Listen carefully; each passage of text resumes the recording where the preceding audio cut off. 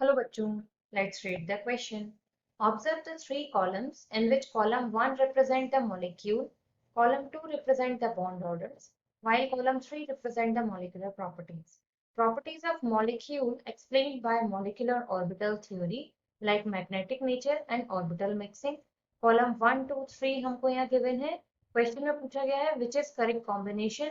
Option A B C and D में से correct हमको यहाँ पहचानना है. तो यहाँ से इस क्वेश्चन में हमारा की कंसेप्ट क्या कहता है कि हमको यहाँ पर बात करनी है मॉलिक्यूलर ऑर्बिटल थ्योरी के बारे में. अब देखो यहाँ से इनके ऑप्शंस लेते जाते हैं. ए वाले में हमसे कह रहा है थर्ड यानी कि F2 मॉलिक्यूल. इसका कॉन्फ़िगरेशन करके देख लेते हैं हम लोग यहाँ पर. Sigma 1s2, sigma star 1s2, sigma 2s2, sigma star 2s2. फिर आता है सिग्मा 2pz2.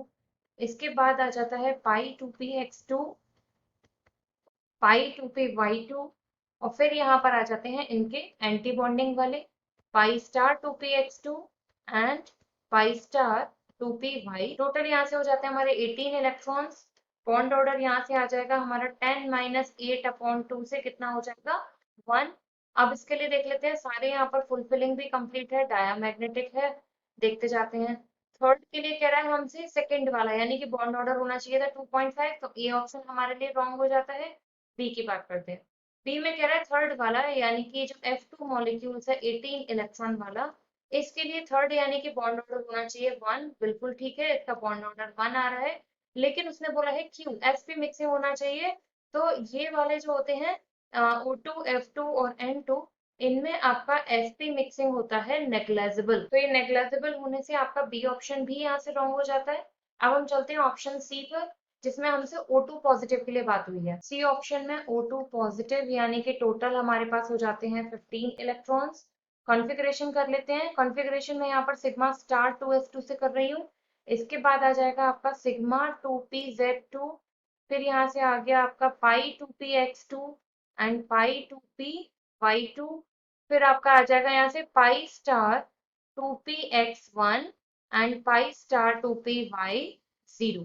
तो यहाँ से आपका बॉन्ड ऑर्डर कितना निकलेगा 10-5/2 से 2.5. साथ में इसका नेचर होगा पैरामैग्नेटिक. अब ऑप्शन चेक कर लेते हैं. ऑप्शन में उसने हमें बोला है सेकंड वाले के लिए सेकंड यानी कि 2.5 बॉन्ड ऑर्डर रहना चाहिए, बिल्कुल सही है. और पी वाला यानी डायामैग्नेटिक होना चाहिए, तो यही हो जाता है ये गलत. अब डी वाले के लिए देख लेते हैं. डी वाले के लिए देखें मतलब B2 मॉलिक्यूल टोटल हो जाएंगे 10 इलेक्ट्रॉन्स. इसका कॉन्फ़िगरेशन हम लोग कर लेते हैं. तो ये हो जाएगा हमारा यहाँ से sigma 1s2, sigma star 1s2.